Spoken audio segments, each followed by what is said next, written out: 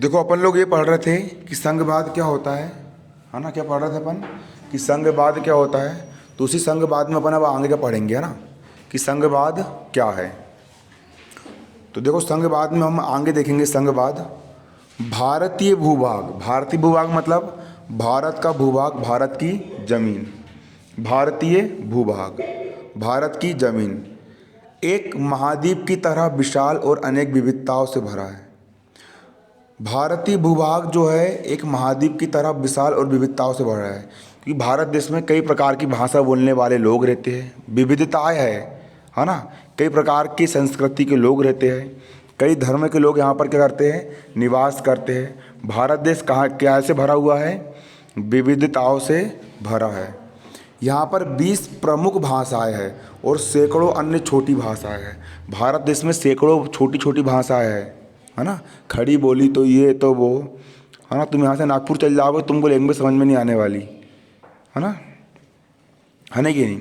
यहाँ पर 20 क्या है प्रमुख भाषाएं और सैकड़ों सैकड़ों अन्य छोटी छोटी भाषाएं हैं। यहाँ अनेक धर्मों को मानने वाले लोग निवास करते हैं। हिंदू, मुस्लिम, सिख, ईसाई, पारसी, बौद्ध, है ना।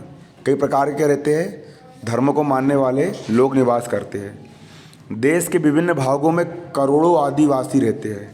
देश के विभिन्न भागों में कितने आदिवासी निवास करते हैं, करोड़ों आदिवासी। आदिवासी हम काका बाबा ना पोरे, है ना कि नहीं, गाना बजता ना। सैकड़ों आदिवासी क्या करते हैं, निवास करते हैं। इन विविधताओं के बावजूद हम एक साझी ज़मीन पर रहते हैं। इतनी सारी विविधताएं हैं, इतने अलग अलग प्रकार के लोग भारत देश में रह रहे हैं। इतनी सारी विभिन्नता होने के बाद भी क्या देश अभी तक टूट पाया क्या, नहीं। अपन सब लोग भारत देश में ही रह रहे हैं और हमारा एक साझा इतिहास रहा है। सब एक दूसरे की हेल्प करते हुए समाज में आगे बढ़ते हैं। खासकर उन दिनों का जब हम आज़ादी की लड़ाई लड़ रहे थे। तुमको पता है अंग्रेज़ों को मारने के लिए हिंदू, मुसलमान, सिख, ईसाई सब लोग इकट्ठे हो गए थे। तब अंग्रेज लोग भारत देश छोड़कर गए थे, है ना। हमारे बीच दूसरी कई समानताएं हैं। इसी कारण हमारे राष्ट्रीय नेताओं ने भारत को विविधता में एकता, अनेकता में एकता कहा जाता है। भारत देश को क्या कहा जाता है, अनेकता में एकता, है ना। अनेकता में एकता, है ना, अनेकता में एकता। क्योंकि यहाँ पर अनेक अनेक किस्म के लोग रहते हैं और उसके बाद भी सभी लोगों में एकता है। इसलिए यहाँ पर इसको अपन क्या बोलते हैं, अनेकता में एकता के रूप में परिभाषित किया गया है। कभी कभार इसे विविधताओं के साथ एकता की संज्ञा भी दी जाती है। देखो संघवाद में कोई ऐसे निश्चित और कठोर सिद्धांत नहीं होते जो प्रत्येक ऐतिहासिक परिस्थिति में समान रूप से लागू हो। ऐसा नहीं है कि संघवाद में कोई कठोर सिद्धांत है ना। शासन के सिद्धांत के रूप में संघवाद विभिन्न परिस्थितियों में भिन्न भिन्न स्वरूप ग्रहण करता है। संघवाद का मतलब होता है कि सभी प्रकार के लोग मिलकर के एक संघ बनाएं। भारत देश एक प्रकार का संघ है कि नहीं है। यहाँ पर कितने किस्म के लोग रह रहे हैं, कई धर्म के लोग रह रहे हैं और सब मिलकर के एक साथ भारत देश में निवास कर रहे हैं, है ना कि नहीं, कर रहे हैं ना। प्यार मोहब्बत से रह रहे सब लोग, लड़ाई झगड़ा कर रहे हैं क्या, नहीं कर रहे हैं, है ना कि नहीं। तो एक क्या है, संघ है। तो संघ जो चलता है वो शासन के सिद्धांत के अनुसार चलता है। संघीय राज्य की शुरुआत अमेरिका से हुई। कहाँ से हुई, अमेरिका से हुई। अमेरिका में भी संघीय राज्य बना, लेकिन वह जर्मनी और भारतीय संघवाद से भिन्न है। फिर भी संघवाद की कुछ मूलभूत अवधारणा और विचार अवस्था है। देखो अब संघवाद किसे कहते हैं, उसकी कुछ परिभाषा यहाँ पर दी गई है। निश्चित रूप से संघवाद एक संस्थागत प्रणाली है। निश्चित रूप से संघवाद क्या है, एक संस्थागत प्रणाली है। क्या है, एक संस्थागत प्रणाली है जो दो प्रकार की राजनीतिक व्यवस्थाओं को समाहित करती है। संघवाद एक क्या है, संस्थागत प्रणाली है। ये कितने प्रकार की, ये दो प्रकार की राजनीतिक व्यवस्था को समाहित करती है। दो प्रकार की राजनीतिक व्यवस्था को समाहित करती है। इसमें एक प्रांतीय स्तर की होती है और दूसरी केंद्रीय स्तर की। प्रत्येक सरकार अपने कार्य अपने क्षेत्र में स्वायत्त होती है। कुछ संघीय देशों में दोहरी नागरिकता की व्यवस्था होती है, पर भारत में गहरी नागरिकता। इसका मतलब ये होता है कि एक तुम्हारा पूरा बड़ा देश है, तुम्हारा एक क्या है, पूरा बड़ा देश है बड़ा देश। तुम्हारा क्या है, पूरा बड़ा देश है बड़ा देश। अब इस बड़े देश को कई सारे छोटे छोटे भागों में बांट देंगे, जैसे राज्य हो गया, जिला हो गया, बांट दी। कई प्रकार के राज्यों में बांट दिए, बन गए कई प्रांत, बन गए कई प्रांत। अब एक प्रांत का राजा अलग बना दिए, मुख्यमंत्री, दूसरे प्रांत का अलग, तीसरे प्रांत का अलग, हर प्रांत के क्या बन गए, अलग अलग बन गए और अलग अलग नियम बन गए कि भैया तू इस प्रांत का राजा है, तुझे यहाँ पर तुझे नियम कानून चलाना है ना। और इन सभी प्रांतों जे एक प्रकार के है ना, ये एक प्रकार से शासन हो गया। और इन सभी प्रांतों पर कौन शासन करेगा, जो संघ होगा, जो केंद्र होगा, जो केंद्र मतलब जो सभी इन प्रांतों को संभालेगा, वो हो गया आपका क्या, केंद्रीय शासन हो गया। क्या हो गया, वो केंद्रीय शासन हो गया। इस प्रकार से होता है, क्या हो जाएगा आपका, वो केंद्रीय शासन हो जाएगा। आया कि नहीं समझ में, आ गया। सबसे पहले क्या कायम बढ़ गया, केंद्र में प्रांत में बढ़ गया, प्रांतीय स्तर पर शासन होगी और दूसरी केंद्रीय स्तर की होगी। क्लियर, आया समझ में, ऐसा होता है। इस प्रकार के लोगों की दोहरी पहचान और निष्ठाएं होती है। वे अपने क्षेत्र में भी होते हैं, राष्ट्र की भी होते हैं। अब तुम लोग मध्य प्रदेश में रह रहे हो तो तुम ऐसे थोड़ी नहीं बोलोगे भैया कि मध्य प्रदेश ही जिंदाबाद, मध्य प्रदेश जिंदाबाद। तुम लोग मध्य प्रदेश जिंदाबाद भी बोलते हो और भारत जिंदाबाद भी बोलते हो, है ना, क्योंकि तुम जानते हो कि मध्य प्रदेश में तो हम रह रही है ना, लेकिन साथ साथ हमारा मेन देश कौन सा है, भारत देश है। तो दोनों को तुम महत्व दे रहे हो ना। और भाई अगर मध्य प्रदेश अलग देश होता तो फिर तुम भारत देश फिर अलग देश, है ना, लेकिन ऐसा नहीं है। प्रांत में बटा हुआ मध्य प्रदेश, छत्तीसगढ़ राज्यों में बटा हुआ है ना, समझ में आ रहा है, ऐसा है ना। और तो मतलब दोनों को महत्व दिया जाता है और निष्ठाएं भी दोनों के प्रति होगी। प्रांतीय सरकार के प्रति तुम्हारी क्या होगी, निष्ठाएं होगी, और देश की सरकार के प्रति भी तुम्हारी क्या होगी, निष्ठाएं होती है। जैसे हमसे कोई गुजराती या झारखंडी होने के साथ साथ भारतीय होना भी है। हाँ, हो सकता है कि तुम गुजरात में रहने वाले हो लेकिन तब भी तुम इंडियन कहलाओगे ना, यू आर इंडियन, है ना। मैं मध्य प्रदेश में रह रहा हूँ लेकिन मैं भी क्या हूँ, इंडियन हूँ। आप लोग भी क्या हो, इंडियन हो, भारतीय है ना। इसलिए मैंने मेरे यूट्यूब चैनल का नाम भी क्या रखा, भारतीय शेर रखा, है ना। 25,000 सब्सक्राइबर होगा उसमें, पूरे इंडिया के 25,000 बच्चे पढ़ते हैं। प्रत्येक स्तर की राजनीतिक व्यवस्था की कुछ विशिष्ट शक्तियाँ होती है। हर स्तर की राजनीतिक शक्तियाँ की क्या होती है, कुछ विशिष्ट शक्तियाँ होती है। राज्य सरकार की अलग शक्ति होगी, है ना। और लेकिन सब किसके अधीन होंगे, केंद्र के अधीन होंगे। जो अपना मेन केंद्र है उसके क्या होंगे, ये सब अधीन होंगे। और अपने सबके अलग अलग उत्तरदायित्व होते हैं और वहाँ एक अलग सरकार भी होती है। क्या होती है, अलग सरकार भी होती है। दोहरे शासन की विस्तृत रूपरेखा। शासन कैसा हो रहा है, दोहरा हो रहा है। एक शासन किस स्तर पे हो रहा है, प्रांत के स्तर पर हो रहा है। जो मध्य प्रदेश राज्य का अलग शासन चल रहा है ना, झारखंड का अलग चल रहा है, सबके अलग अलग शासन चल रहा है। लेकिन ये सब किसके अंतर्गत है, केंद्र, एक केंद्र सरकार होती है, वो पूरे इंडिया को कवर करके रखती है ना। एक होता है मेन शासन जो बिल्कुल बड़े स्तर पर होता है, जो पूरे भारत देश में पकड़ बनाता है। और अगला होता है राज्य का शासन, उनकी सीमा सिर्फ अपने कहाँ तक होती है, राज्यों तक होती है। दोहरे शासन की विस्तृत रूपरेखा अमूमन एक लिखित संविधान में मौजूद है। ये जो दोहरा शासन हो रहा है, दोहरा शासन समझ गए ना, क्या बोला मैंने, दोहरा शासन। दोहरा शासन मतलब एक देश, उसमें सबसे पहले शासन प्रांत के स्तर पर होगा, अलग अलग प्रांत की अलग अलग सरकार और अलग शासन, अलग अलग नियम। और इन सब के ऊपर कौन बैठा है, केंद्र बैठा है, जो इन सभी को क्या कर रहा है, संभाल रहा है। क्लियर। और इन सब की बातें किसमें लिखी, संविधान में लिखित रूप में मौजूद है। यह संविधान सर्वोच्च होता है और दोनों सरकारों की शक्तियों का स्रोत भी है। संविधान क्या है, एक दस्तावेज है जिसमें देश को चलाने के पूरे नियम कानून मौजूद है। क्लियर, जिसमें देश चलाने के क्या है, पूरे नियम कानून मौजूद है। और संविधान क्या है, एक जीवंत दस्तावेज है ना। और केंद्र की क्या शक्ति रहेगी और राज्य की क्या शक्ति रहेगी, किस किस की, केंद्र की क्या शक्ति रहेगी और राज्य की क्या शक्ति रहेगी, ये सभी शक्तियों के बारे में किसमें लिखा है, संविधान में लिखा हुआ है।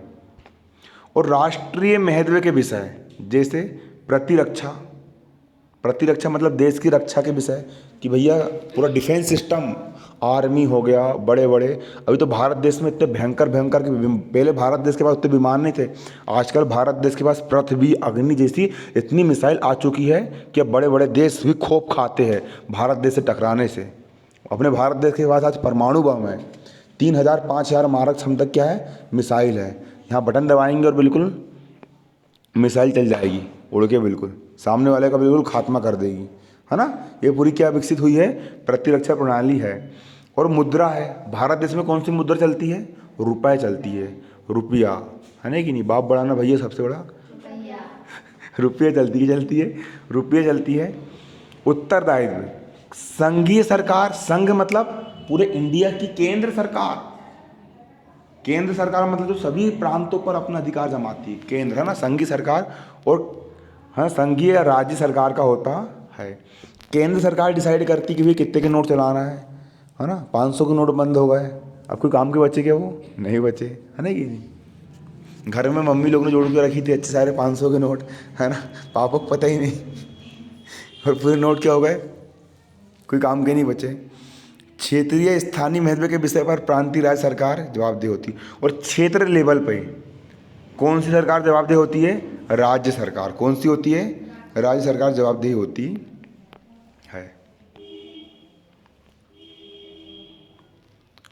अब कभी कभी ऐसा ना हो जाए कि भैया जो देखो, दिख रहा है तुमको ये मोबाइल, दिख रहा है। अब जो होगा तुम्हारा पूरा भारत देश दिखा, तुम थोड़ा इधर पास जाओ।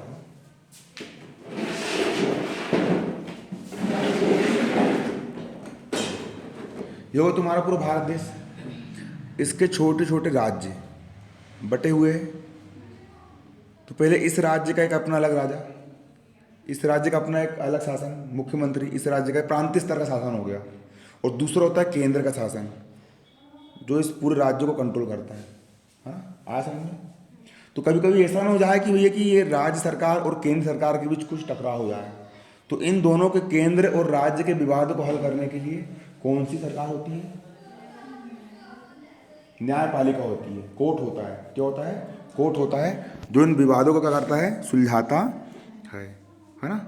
विवाद क्या करता है, जो सुलझाता है। देखो ये लिखा है, देखो आगे पढ़ो ना।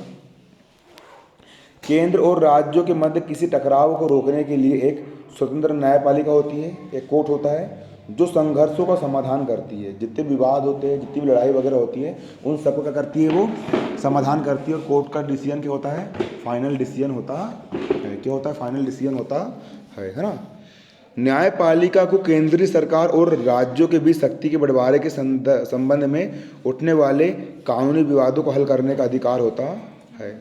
जो न्यायपालिका होता है, जो कोर्ट होता है, केंद्र सरकार और राज्य सरकार के बीच अगर शक्ति का बंटवारा के विवाद उड़ गया, है ना, राज्य सरकार ने बोल दी कि भैया ये हमारा दायरा है, इस पर कानून हम बनाएंगे, लेकिन केंद्र सरकार बोल रही नहीं तुम नहीं, हम बनाएंगे, है ना।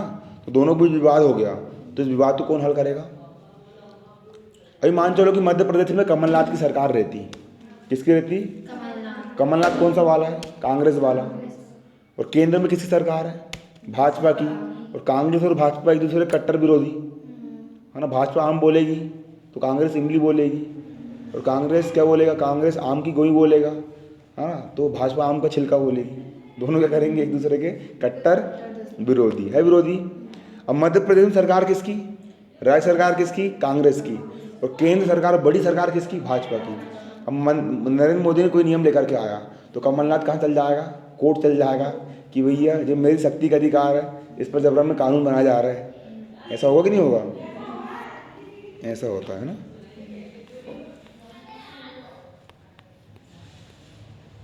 देखो, संघवाद के वास्तविक कामकाज का निर्धारण राजनीति, संस्कृति, विचारधारा और इतिहास की वास्तविकताओं से होता है। किसका निर्धारण, संघवाद के वास्तविक कामकाज का निर्धारण राजनीतिक, सांस्कृतिक, विचारधारा। भारत देश की जो राजनीतिक विचारधारा है वो किस सिद्धांत पर आधारित है। अभी भारत की राजनीतिक विचारधारा ये है धर्मनिरपेक्षता के सिद्धांत पर। चाहे किसी भी धर्म का हो, किसी भी जात का हो, किसी भी पात का हो, है ना, सब लोग भारत देश में रह सकते हैं, सबको भारत देश में रहने का अधिकार है। और सभी क्या है, समान है, किसी प्रकार का भेदभाव नहीं होना चाहिए, है ना। सांस्कृतिक विचारधारा और इतिहास की वास्तविकताओं से होता है। आपसी विश्वास, सभी एक दूसरे पर क्या करते हैं, विश्वास करते हैं। एक दूसरे का आपसी सहयोग, सम्मान, एक दूसरे का सम्मान करना, एक दूसरे के धर्म का सम्मान करना, है ना कि नहीं। संयम की संस्कृति हो तो संघवाद का कामकाज आसानी से चलता है। और भाई इन्हें तो पता चल रहा भैया कि इधर एक धर्म वाले को किसी ने भड़का दिया, है ना, उधर किसी को भड़का दिया, अब ये मारा पीटी हो गई तो फिर वो अलग देश चाहिए बोल रहा है वो। ये तो हुआ पाकिस्तान के टूट के गया, इसी कारण एक भारत से पाकिस्तान अलग हुआ, फिर बांग्लादेश अलग हुआ, और अभी इस प्रकार से लड़ाई चलती कहीं एक आध और न टूट के फिर अलग ना हो जाए, है ना कि नहीं। लेकिन मूर्ख लोगों को अकल नहीं आती है ना कि नहीं। तुम लोग पढ़ाना फिर बच्चे लोगों को, तुम अकल देना, है ना कि नहीं। राजनीतिक दलों के व्यवहार से भी यह तय होता है कि संविधान किस रास्ते चलेगा। जो राजनीतिक दल होते हैं, भाजपा हो गई, कांग्रेस हो गया, आम आदमी पार्टी हो गया, झाड़ू वाला, है ना कि नहीं, इन सभी के व्यवहार से भी यह तय होता है कि संविधान किस रास्ते चलेगा। तो कभी कभी ये भी होता है ना कि भैया कि एक सरकार बन गई, वो अपनी चलाने लगी फिर, है ना कि नहीं। आराम समझ में ऐसा नहीं होना चाहिए, सबको लेकर के चलना है। यदि कोई इकाई, प्रांत, भाषाई समुदाय, विचारधारा पूरे संघ पर हावी हो जाए तो दबदबा कायम करने वाली ताकत के साथ जो इकाइयाँ लोग नहीं हैं उनमें विरोध पनपता है। मान के चलो कि सब लोग ने बोल दिए कि भैया हम हिंदी बोलते हैं, हम क्या बोलते हैं, हिंदी बोलते हैं, और भारत देश की पूरी हिंदी बोलने वाली सरकार बन गई और हिंदी भाषा को बना दी और बोले कि अन्य भाषाओं का काम ही नहीं होगा, तो फिर विरोध पनपेगा ना। जो लोग मराठी बोल, जिनको हिंदी नहीं आती है, जो कन्नड़ बोलते हैं, जो तेलुगु बोलते हैं, वो लोग कहाँ जाएंगे बेचारे, है ना। या फिर कोई भी एक धर्म हावी हो गया, अब हिंदू धर्म, भैया हम हिंदू है, हिंदू हमारा धर्म है, खून हमारा धर्म है, बोलने लगे, और क्या हो गया, और बिल्कुल सरकार बना ली, बिल्कुल हिंदूवादी सरकार। तो बाकी जो है जैन है, मुस्लिम है, ईसाई है, वो लोग हैं, विरोध नहीं पनपेगा। जितने भी नियम लेकर के आ रहे हैं, हिंदू के लिए लेकर के आ रहे हैं, तो ये धर्म को देख करके नहीं की जाती राजनीति। फिर मुसलमान, भैया मुस्लिम है ना, हमारा इस्लाम हमारा धर्म है, तो फिर जो बाकी जो लोग हैं हिंदू हो गए, वो लोग कहाँ जाएंगे, तो विरोध पनपेगा ना। इसलिए सबको देख करके बनाया गया है कि राजनीति में कोई धर्म नहीं, धर्म अपनी जगह, श्रद्धा अपनी जगह है, जिसको मंदिर जाना मंदिर जाए, जिसको मस्जिद जाना है मस्जिद, गुरुद्वारा जाए, जिसको जहाँ जाना है वहाँ जाए, कहीं नहीं जाना कहीं मत जाओ, है नहीं कि ऐसा होता है। तो जो विरोध क्या हो जाएगा, है ना, और जो नाराज लोग होंगे वो अपनी अलग इकाई होने की मांग उठाएंगे। अब मान चलो कि वही तो होता है। अब जो लोग नाराज होंगे, मान के चलो कि अब कन्नड़ भाषा बोलने वाले को अधिकार नहीं दिया गया, तो वो लोग क्या बोलेंगे, तुम हमको अधिकार नहीं दे रहे, हम इतने लोग हैं, हम यहाँ पर अलग से अलग रहेंगे, है ना, हम अपना अलग देश बनाएंगे, फिर अलग होने की मांग उठाएंगे वो, है ना। इसलिए सबको देख करके संघ बनाया जाता है। क्या बनाया जाता है? संघ बनाया जाता है। और कभी कभी नौबत गृह युद्ध तक की आ सकती है। गृह युद्ध का मतलब होता है देश के अंदर युद्ध छिड़ गया, है ना, और आर्मी तैयार हो ही रही है ना कि जब मुसलमान लोग की इधर सेना चलती है, इधर हिंदू लोग की सिर्फ सेना, तो ये सब चल ही रही है ना। ये सब क्या है कि बिल्कुल दंगे फसाद होते हैं, बाकी एक हेल्प भी होती है ना, और सबकी अपनी अपनी विचारधारा होती है, और सब सोचने के लिए और बोलने के लिए क्या है, स्वतंत्र भी है। अखबार की कतरन दी है। अब देखो नाइजीरिया का संघवाद, देखो कहाँ का संघवाद, नाइजीरिया का संघवाद। यदि किसी देश के विभिन्न क्षेत्र और समुदाय एक दूसरे पर विश्वास नहीं करते तो वहाँ संघीय व्यवस्था भी एकता लाने में असफल होगी। अगर किसी देश, मान चलो कि एक देश है और उस देश के दो क्षेत्र हैं, एक क्षेत्र में काले काले लोग रह रहे हैं और एक क्षेत्र में गोरे गोरे लोग रह रहे हैं, जैसे कि अमेरिका में होता है ना, आया समझ में। और अगर वो एक दूसरे पर भरोसा ही ना करे, तो क्या संघ कायम हो पाएगा क्या, कि वहाँ पर एकता रहेगी क्या? नहीं। पवार को तेली पे भरोसा नहीं है ना, तेलू को बनिए पे भरोसा नहीं है, एक को किसी पे भरोसा है क्या? नहीं है ना, और बनिए को सुनार पे भरोसा नहीं है। तो अब नियम आ गए, लेकिन वहाँ पर एकता रहेगी क्या? नहीं रहेगी, है ना। वहाँ पे एकता रहेगी क्या? नहीं रहेगी, है ना, ऐसा रहता है। अब लड़की के नाम में समझ लेना कोई एकता, है ना, एकता मतलब एकजुट होकर अपन रहते हैं ना, उसको अपन क्या बोलते हैं, एकता। हमारे क्लास में थी एक, है ना, उसको बोल बोल के व्यंग्य चिढ़ाते हुए, किसी ने बोला एकता काम करो, हाँ है यहीं बैठी है, देखो, है ना। अब आगे 1914 तक उत्तरी नाइजीरिया, कौन सी नाइजीरिया? उत्तरी, उत्तरी मतलब ऊपर के ज़मीन का टुकड़ा, उत्तरी नाइजीरिया। और दक्षिणी नाइजीरिया ब्रिटेन के 2 उपनिवेशक थे। उपनिवेशक मतलब गुलाम।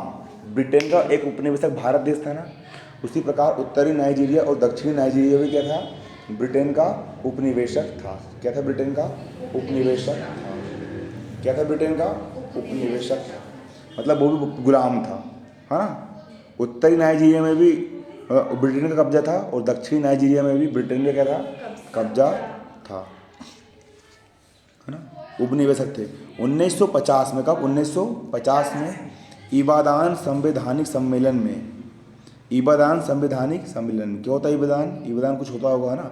इबादान संवैधानिक सम्मेलन में नाइजीरिया के नेताओं ने, कहाँ के नेताओं ने, नाइजीरिया के नेताओं ने एक संघीय संविधान बनाने का निर्णय लिया कि भैया हम एक संघीय संविधान बनाएंगे जिससे दोनों देश एक रह सके। दोनों देश क्या रह सके, एक रह सके, है ना। समझ में आ रहा ना। उनने सोचे सब नेताओं ने कि भैया तुम्हारा देश उत्तरी नाइजीरिया है, हमारा देश दक्षिण नाइजीरिया है, अपन एक काम करेंगे। 1950 की बात है, 70 साल पहले, कि अपन लोग मिलेंगे और मिल करके अपन क्या बनाएंगे, एक संविधान बनाएंगे। क्या बनाएंगे, एक संविधान बनाएंगे, बनाएंगे संविधान, ताकि मिले जुले रह सके। नाइजीरिया की 3 बड़ी जातीय, नाइजीरिया की 3 बहुत बड़ी बड़ी जाति कौन कौन सी है, एरुबा, इबो और हाउसा फुलानी। 3 जाति, जाति का नाम है, तुम्हारी जाति होती है ना, है ना, वैसे उनकी ये 3 जाति थी, एरुबा, इबो और हाउसा फुलानी, हाउसा फुलानी। इनके नियंत्रण में क्रमशः देश के 3 क्षेत्र, पश्चिम, पूर्व और उत्तर थे। पश्चिम क्षेत्र पर एक जाति वाले लोग रह रहे पूरे, है ना। पूर्वी क्षेत्र में एक जाति वाले लोग और उत्तर क्षेत्र में एक जाति वाले लोग। समझ में आ रहा है। उदाहरण के तौर पर कि भाई तुम्हारे गांव में पवार लोग हैं और बाजू वाले गांव में साहू लोग हैं, तो पवार वाला के सपोर्ट कर रहा है और साहू वाला सपोर्ट कर रहा है। दोनों गाँव में लड़ाई चल रही है ना, खून खराबा चल रहा है। और इन क्षेत्रों पर इनका अपना अपना नियंत्रण भी था, इन्हीं के नियम कानून चल रहा है, इन्हीं के चल रहा है, नियम कानून चल रहा है ना। मतलब एक देश 3 क्षेत्रों में बढ़ गया और इनके अपने अपने क्या चल रहा है, नियम कानून चल रहा है, नियंत्रण था। इनके द्वारा अन्य क्षेत्रों में अपना प्रभाव बढ़ाने के प्रयास से भय और संघर्ष का माहौल बना। अब एक जात वाले ने सोचा, अरे यार मेरा हाँ जो 2 जात वाले क्या हमको बताएंगे, हम बनाएंगे अपना प्रभाव, हम क्या बनाएंगे, अपना प्रभाव बनाएंगे, है ना। और पावर हमारी है, हमारी पावर है, हमारी क्या है, पावर है। तो उन लोगों ने सोचे कि यार बाहर देश में जाकर कब्जा कर लो, है ना, दूसरे देश में जाके कर लो, कब्जा कर लो। इन लोगों ने ऐसा करने के लिए सोचे कि हम दूसरे देश में क्या कर लेते हैं, कब्जा कर लेते हैं, है ना। तो संघर्ष हो गया। अब कोई आके के तुम्हारे देश में कब्जा करेगा तो तुम उसको कब्जा करने दोगे क्या, तुम बिल्कुल लठी में तेल लगा के रखोगे मारने के लिए, बिल्कुल, है ना कि नहीं। आराम सामने लड़ाई होगी कि नहीं होगी, है ना, है नहीं भैया, पिटाई होती है फिर, है ना। ऐसा होता, संघर्ष का माहौल बना, काहे का माहौल बना, संघर्ष का माहौल बना। इससे वहाँ एक सैनिक शासन की स्थापना हुई, जिससे वहाँ पे एक सैनिक शासन बना ताकि संघर्षों को निपटाया जा सके। 1960 के संविधान में केंद्र और प्रांतीय सरकारें संयुक्त रूप से नाइजीरिया की पुलिस की नियंत्रण करती थी, है ना। 1979 के सैनिक संविधान के अंतर्गत किसी भी राज्य को सिविल पुलिस रखने का अधिकार नहीं था। पहले क्या होता था, देखो, एक काम करो, सब यहाँ जाओ, वाली बेंच पे जाओ, तुम थोड़ा इधर जाओ, हाँ यहाँ पे समझो, चेयर साइड कर लो,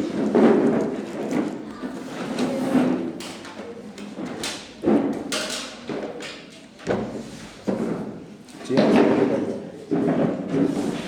चेयर हटा दो, बैग में मारता रहो, ऊपर वाली चेयर सबसे ऊपर वाली, ब्लू वाला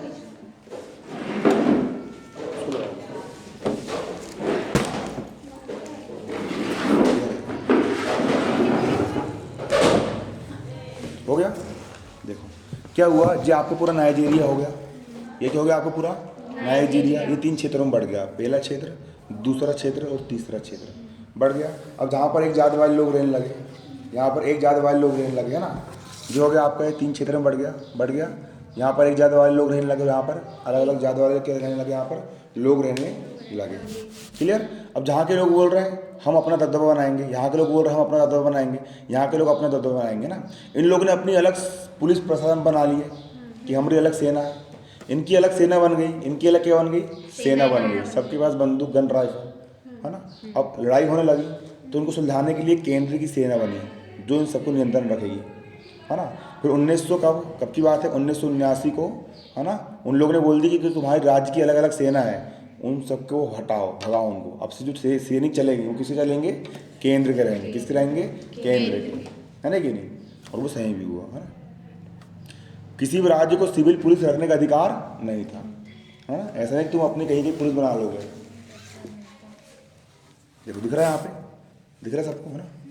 देखो ना, दिख रहा तुमको भी, है ना। देखो हालांकि 1999 में, कब, 1999 में नाइजीरिया में लोकतंत्र का दोबारा बहाली हुई। 1999 में, कितने साल बाद, 1999, है ना, मेरा जन्म हुआ था तब की बात है ना। 1999 में नाइजीरिया में लोकतंत्र दोबारा बहाली हुई, फिर से लोकतंत्र आया। 1999 में क्या है, फिर से लोकतंत्र आया। लेकिन धार्मिक विभेद बने रहे। धर्म के चक्कर में इंसान लड़ते हैं, और बनाया धर्म किसने, इंसान नहीं बनाया, है ना। धार्मिक विभेद बने रहे, एक धर्म वाले दूसरे धर्म वाले का विरोध करते रहे, है ना। नाइजीरिया संघ के सामने ये समस्या भी बनी रही कि तेल संसाधन से प्राप्त राजस्व पर किसका नियंत्रण होगा। कोई लोग बोल रहे हैं कि हम तेल पर अधिकार करेंगे, पूरा पैसा हम रखेंगे। कई लोग बोल रहे हैं कि हम तेल का पैसा रखेंगे, है ना। तेल के भी क्या होते रहे, यहाँ पर विवाद होते रहे। इस प्रकार नाइजीरिया की विभिन्न संघीय इकाइयों के बीच धार्मिक लड़ाई होती रही, जातीय लड़ाई भी होती रही, और आर्थिक मतलब पैसों से लेन देन संबंधी मतभेद अभी भी यहाँ पर होते रहता है, बरकरार होते रहता है। समझ में आया आप लोग को, है ना। अब कहाँ पहुँचे और क्या समझे ये तुम पढ़ लेना। अब देखो भारत के संविधान में संघवाद किस प्रकार से, अब जहाँ पर पढ़ेंगे, है ना। देखो आज़ादी से पहले, जब भारत देश आज़ाद नहीं हुआ था, कब से पहले, 1947 से पहले, 1947 से पहले, आज़ादी के पहले राष्ट्रीय आंदोलन के अनेक नेता इस विषय पर सहमत थे कि भारत जैसे विशाल देश पर शासन करने के लिए शक्तियों को प्रांतीय और केंद्रीय सरकारों के बीच बांटनी जरूरी होगी। जो महान नेता थे, महात्मा गांधी, सरदार वल्लभ भाई पटेल, सुभाष चंद्र बोस, भगत सिंह, ऐसे जो महान क्रांतिकारी और नेता थे, वो जानते थे भारत देश में इतने प्रकार के लोग रह रहे हैं, अगर सबको संभालना है तो क्या करना पड़ेगा। जैसे महाराष्ट्र, तुमको पता है महाराष्ट्र क्यों बना, मराठी बोलने वाले लोग थे वहाँ पे। उन्होंने देखा कि भैया कि इतने एरिया में जब अपना भारत देश हो गया, जब अपना क्या हो गया, जब भारत देश हो गया, उन्हें देखे इतनी एरिया में पूरे मराठी बोलने वाले लोग हैं, तो इन्होंने उनका अलग राज्य बना दिया, ये महाराष्ट्र हो गया, ये मराठी बोलने वाले। भाषा के आधार पर बने राज्य, है ना। और भाषा के आधार पर अगर व्यवस्था नहीं बनाते हैं ना, तो ये लोग बोलते हैं हमको अलग देश चाहिए, है ना। इसलिए बहुत जोड़ के रखा गया है, और अभी लोग अब तोड़ने में लगे हुए हैं, भड़काऊ भाषण दे करके। इधर कन्नड़, कर्नाटक, ये सब, है ना, भाषा के आधार पर। तो उन्हें बोले कि भारत देश को प्रांतों में बांटना होगा, मतलब राज्यों में बांटना पड़ेगा। यहाँ पे शासन करने वाली अलग सरकार, यहाँ राज्य करने वाली अलग सरकार, यहाँ राज्य करने वाली अलग सरकार, है ना। अलग अलग क्या रहेगी, सरकार रहेगी, अलग अलग क्या रहेगी, सरकार रहेगी। और एक केंद्र की सरकार बनेगी जो पूरे देश को कंट्रोल करेगी। एक क्या की सरकार बनेगी, केंद्र की सरकार बनेगी जो किसको कंट्रोल करेगी, पूरे देश को कंट्रोल करेगी। क्लियर। और तभी ये नेता लोग बोलते थे, जब, क्योंकि वो लोग अच्छे ईमानदार क्यों थे, उन लोग को अंग्रेज, वो लोग ईमानदार थे, उन लोगों ने आज़ादी की खून खराबा देखे। और आजकल के नेता लोग, आजकल तो इंसान जी सोच के नेता बना है कि मेरे को अपना घर भरना है। कोई इंसान एक सरपंच ही बन जाता है, 2 साल में बिल्डिंग खड़ी कर लेता है ना। ये आराम समझ में ऐसा रहता है। लेकिन मैं बनूंगा नेता तो मैं ईमानदारी से काम करूँगा, मजाक कर रहा हूँ, नहीं बनूंगा। प्रश्न केवल यह था कि क्षेत्रीय सरकारों को कितना अधिकार प्रदान किया जाए। तो क्षेत्र की सरकार है, इन सरकारों को कितना पावर दे। अब इनको अपने ज़्यादा पावर दे दी, अपनी अपनी चलाएंगे, इसलिए ज़्यादा, है ना। उंगली पकड़ाओ, हाथ पकड़ लेते, फिर गला पकड़ लेते, सर पे चले जाते, है ना कि नहीं। इसलिए उंगली पकड़ाओ, हिसाब से पकड़ाओ किसी को, है ना कि नहीं, ऐसा रहता है। मुस्लिम लीग द्वारा मुसलमानों को ज़्यादा प्रतिनिधि देने आंदोलन के परिप्रेक्ष्य में विभाजन के पूर्व एक समझौता फार्मूला पर चर्चा हुई, जिसके अनुसार क्षेत्रीय सरकार को काफ़ी ज़्यादा अधिकार देने का प्रस्ताव आया। पर भारत के विभाजन के निर्णय होने पर संविधान सभा ने ऐसी सरकार का गठन का निर्णय लिया जो केंद्र और राज्यों के आपसी सहयोग और एकता के साथ अलग अलग सिद्धांतों पर आधारित हो। जब देश आज़ाद नहीं हुआ था ना, उस समय भारत पाकिस्तान इकट्ठा था। अब किसी को पता भी नहीं था कि भारत और पाकिस्तान के 2 टुकड़े हो जाएंगे, है ना। मतलब इतना बड़ा क्षेत्र बढ़ जाएगा, और टुकड़ा किसी कारण अंग्रेज लोगों ने पूरा षड्यंत्र खेल लिए, है ना। और विभाजन केस हुआ, ये माना जाता है इसके पीछे बहुत बड़ी कहानी थी, और एक बंदे ने उसको एक्सपोज भी किया था, है ना। फ्री टाइम में सुनाऊंगा कभी, है ना, किस प्रकार से हुआ था, है ना। नेहरू और जिन्ना के कारण हुआ। जिन्ना ने बोला कि मेरे को बना दो 5 साल के प्रधानमंत्री। नेहरू ने बोल दिया कि भैया जिन्ना, और दोनों साथ में पढ़े थे। नेहरू ने क्या बोल दिए कि जिन्ना तेरी इतनी औकात नहीं कि मेरे ऑफिस का चपरासी बन पाए, प्रधानमंत्री दूर की बात है। फिर जिन्ना भड़क गया, और जिन्ना दो इंसान ने नेहरू और जिन्ना ने अपनी आपसी राजनीति चमकाने के लिए 2 देश के 2 हो गए। महात्मा गांधी ने बोले थे कि सब मिल बांट करो, लेकिन महात्मा गांधी किसी ने नहीं सुना, है नहीं कि नहीं, है ना। जैसे ही होता है ना कि 2 भाई है, एक ने बोल दिया, लड़ाई हो गई, एक ने बोल दिया इतना जमीन का इतना टुकड़ा मैं रख लूँगा, इतना टुकड़ा तू रख लेना, इस चक्कर में हुआ। और जनता को पता भी नहीं, और अखबार में सुबह छप गया कि भारत का बंटवारा हो गया, और सब अपने घर खाली छोड़ करके, मुसलमान हो तो पाकिस्तान चल जाए, और हिंदू हो तो पाकिस्तान से कहाँ जाए, इधर जाए। अब तुमको तुरंत घर छोड़ना और जाना है ना। और उस समय कंडीशन ऐसी बनी थी कि जैसे कि हिंदू का घर है, तो उधर तो पूरी मुसलमान की टोली आ रही है, बंदूक लेकर के, गन लेकर, तलवार लेकर के, और सबको काट डाल रही, छोटे छोटे बच्चों को मार डाल रही है। अब ये कैसा घर है, जो मुसलमान का घर है, इधर पूरे हिंदू लोग जा रहे हैं तलवार लेकर के, और उसको पूरे घर वाले को काट डाल रहा है, खून खराब है बिल्कुल। इतना भयंकर नरसंहार हुआ सिर्फ 2 गलतियों के कारण, अपना वर्चस्व स्थापित करने के चक्कर में, है ना कि नहीं। और चाल किसकी थी, अंग्रेजों की थी। चाल किसी थी, अंग्रेजों की थी। और जिन लोगों ने जो सच्चे भारत देश के लिए लड़े, सरदार भगत सिंह, अभी मेरे दिल में उनके लिए बहुत प्रेम है, सरदार भगत सिंह के लिए। 22 साल का सरदार भगत सिंह। इंसान की मृत्यु होती है तो इंसान रोता है, मैं मरने वाला हूँ। जब फांसी पर चढ़ाया जा रहा था तो फांसी के फंदे को उन्होंने चूमा, और हंसते हुए मुस्कुराते हुए बोले कि आज़ादी की दुल्हन लेने जा रहा हूँ, और फांसी के फंदे पर झूल गए, देश के लिए बलिदान हो गए। सरदार भगत सिंह, सुभाष चंद्र बोस। अंग्रेज लोग सेना बनाए थे, हिटलर से मिलकर के आ गए और अपनी भारत देश की आज़ाद हिंद फौज बना लिए। और पंडित जवाहरलाल नेहरू जी ने आज़ाद हिंद फौज को आतंकवादी फौज करार दिया। ये बहुत गहन रहस्य है, इसके बारे में अब इतना डीपली नहीं जाना चाहिए, क्योंकि इस किताब में भी नहीं मिलने वाले है ना।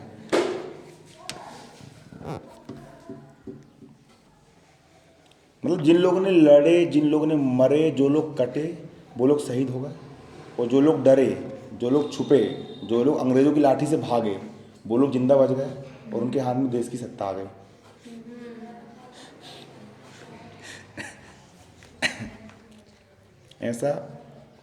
ऐसा भी हुआ, लेकिन उसमें से कई लोग बहुत महान भी रहे। महात्मा गांधी जी महान रहे। महात्मा गांधी को अंग्रेजों ने बहुत ऑफर दिए कि आओ और हमारे उसमें तुम हमारे उसमें हम तुमको इतना पैसे देंगे। लेकिन महात्मा गांधी ने क्या हुआ, एक बार उन्होंने देखा कि एक तालाब था, और तालाब में एक स्त्री पानी नहा रही थी, है ना।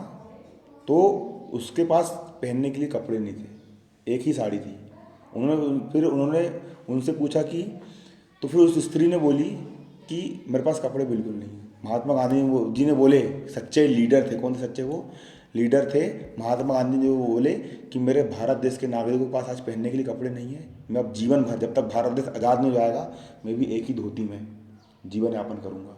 जो होता सच्चा लीडर। आ रहा था देखो क्या कौन होते हैं सच्चे लीडर होते हैं, है ना। देखो तो क्या हुआ, विभाजन हुआ। तो विभाजन होने के पहले क्या था, विभाजन होने के पहले जो मुस्लिम लीग थी, जिन्ना वाली सरकार, और एक जो कांग्रेस थी, उस समय कांग्रेस की बात अलग थी। बहुत ईमानदार नेता और महान नेता हुए, दिग्गज नेता हुए, है ना। उस समय की जो कांग्रेस थी और उस समय की जो मुस्लिम लीग थी 1948 की, तब इन लोगों ने साथ में मिलकर के जो संविधान बनाए थे उसमें उनने ये निर्णय लिए कि भैया कि राज्य को भी, जो राज्य होंगे, क्षेत्रीय प्रांत होंगे, उनको भी बहुत ज़्यादा पावर देना है ना। लेकिन जैसे देश का बंटवारा हो गया और फिर से जो संविधान बना भारत देश का, तो उसमें फिर ऐसा ऐसा संविधान बना कि राज्य और केंद्र आपसी सहयोग और एकता के माध्यम से क्या चलाएंगे, भारत देश पर शासन चलाएंगे, है ना। ये चला।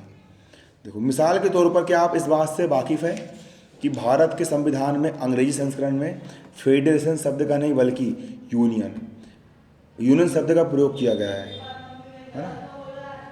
फेडरेशन शब्द का प्रयोग नहीं किया है, मतलब ताकत का सब प्रयोग नहीं किया गया, बल्कि यूनियन मतलब एकता, सब एक है ना, उसका प्रयोग किया गया है। किसमें? भारतीय संविधान में किया गया है। क्लियर। अब शक्ति विभाजन देखो, अब शक्ति का विभाजन किस प्रकार से हुआ, है ना। शक्ति विभाजन, भारत के संविधान में दो तरह की सरकारों की बात मानी गई है। भारत के संविधान में कितने तरह की सरकार मानी गई है? दो तरह की सरकारों की बात मानी गई है। कितनी तरह की सरकार? दो तरह की सरकार, है ना। एक संपूर्ण राष्ट्र के लिए जिसे संघ की सरकार बोलते हैं, एक सरकार कैसी? पूरी राष्ट्र के लिए, जो पूरा अपना देश है, इस पूरे देश को चलाने वाली एक सरकार, उसको अपन केंद्र सरकार बोलेंगे। क्या बोलेंगे उसको अपन? केंद्र सरकार बोलेंगे। और दूसरी होती प्रांत को चलाने वाली, उसको अपन क्या बोलते हैं? राज्य सरकार। हर राज्य को चलाने वाली उसको अपन क्या बोलेंगे? राज्य सरकार कहते हैं, ना, जिसको केंद्र सरकार कहते हैं। और दूसरी प्रत्येक प्रांत या इकाई या राज्य के, जिसे राज्य सरकार कहते हैं। क्या बोलते हैं उसको अपन? राज्य सरकार कहते हैं। 8 घंटे से बोल रहा हूँ, पढ़ा के गला बैठ जाता तुम्हारे एग्जाम में, है ना। लेकिन यार मेहनत तो करना पड़ेगा। जैसे कितने कम बच्चों को पढ़ाता नहीं हूँ, लेकिन तुमको पढ़ा रहा हूँ, यूट्यूब पर डाल रहा हूँ वीडियो।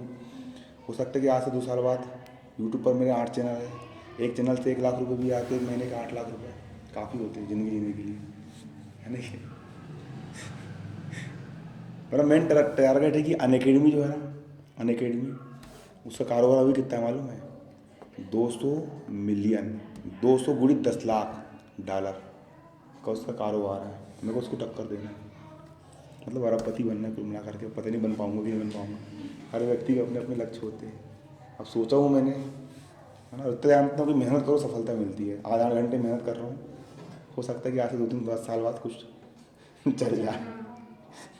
अब क्या पता, अब जब अच्छा पढ़ाऊँगा तो लोग आगे देखेंगे, शेयर करेंगे, नहीं तो फिर ऐसा रहता है। वो सब तो अलग बात है ना। अब यहाँ पर एक बात ये हुई कि कौन कौन सी शक्तियाँ केंद्र के पास है और कौन कौन सी शक्तियाँ राज्यों के पास है।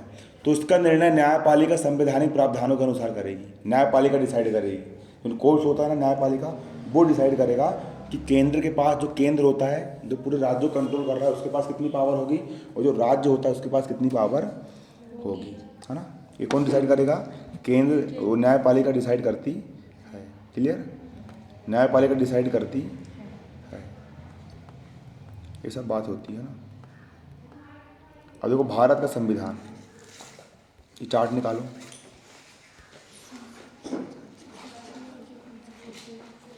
अब समझो यहाँ पर भारत का संविधान।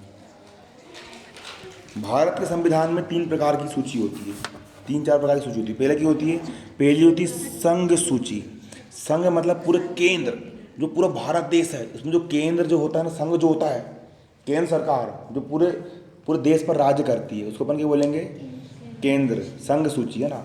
दूसरी होती है राज्य सूची। राज्य मतलब जो राज्य होते, छोटे छोटे राज्य हो रहे, मध्य प्रदेश राज्य, इसके कौन कौन से अधिकार है?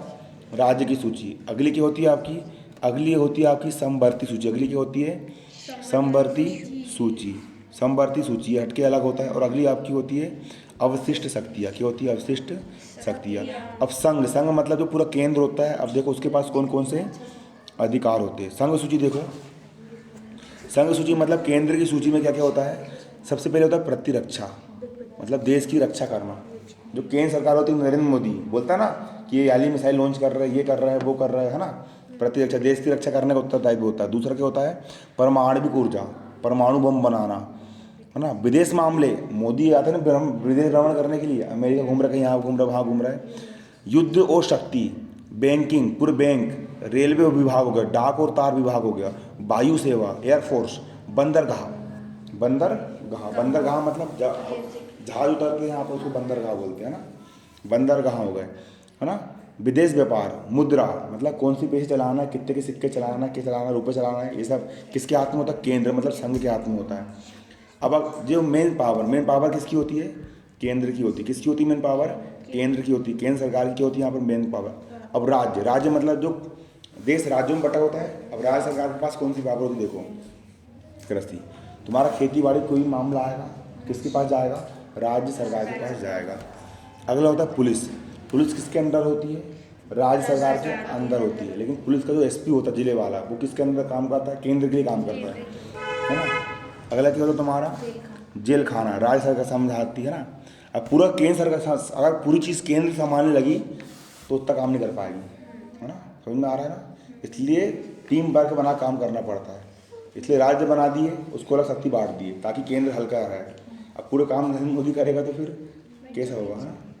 आराम से ना बेचारी को बढ़ा देते हैं, है ना ये नहीं। अगला होता है क्या होता है, स्थानीय शासन। अगला क्या होता है, स्थानीय शासन।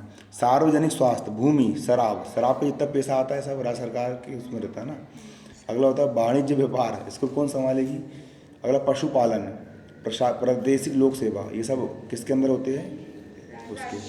अब समवर्ती सूची में क्या क्या होते हैं, समवर्ती सूची में शामिल होती है शिक्षा समवर्ती सूची में शामिल होती है। अगला कृषि भूमि के अतिरिक्त किसी अन्य संपदा का हस्तांतरण, संवर्ती सूची। वन हो गया, मजदूर संघ, है ना। सामानों में मिलावट, गोद लेना, उत्तराधिकार। केंद्र और प्रांतों की विधायिका इन मामलों में कानून बना सकती है। समवर्ती सूची इन मामलों में कानून बनाती है,